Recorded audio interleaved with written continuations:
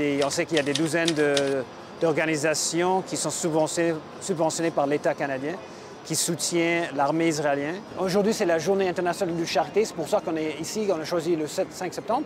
On ne parle pas de boycotter Israël. On parle d'arrêter les subventions par l'État canadien à des organisations qui soutiennent des colonies, qui soutiennent l'armée, qui soutiennent les groupes racistes, déjà contre la loi canadienne.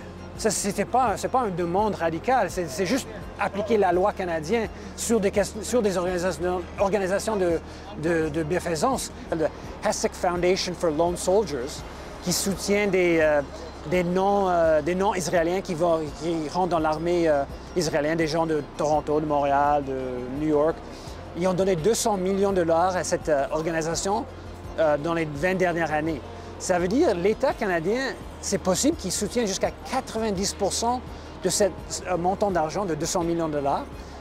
L'idée que tous les contribuables canadiens ont financé 180 millions de dollars à cette organisation pour soutenir des non-israéliens de rentrer dans l'armée qui massacre des Palestiniens qui sont en charge d'une occupation de plus que 50 ans, c'est criminel.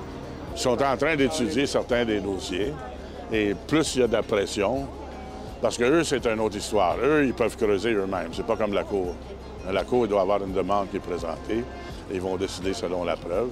Tandis que l'Agence des revenus, eux, ils peuvent faire des enquêtes eux-mêmes. Ils peuvent aller les chercher, les faits. La révocation du statut du Neiman Foundation, ça fait 3 semaines. Ça démontre qu'il prend ces questions de plus en plus au sérieux. Ça, c'est une des 12 organisations qu'on a mis un plan officiel au commencement de 2023.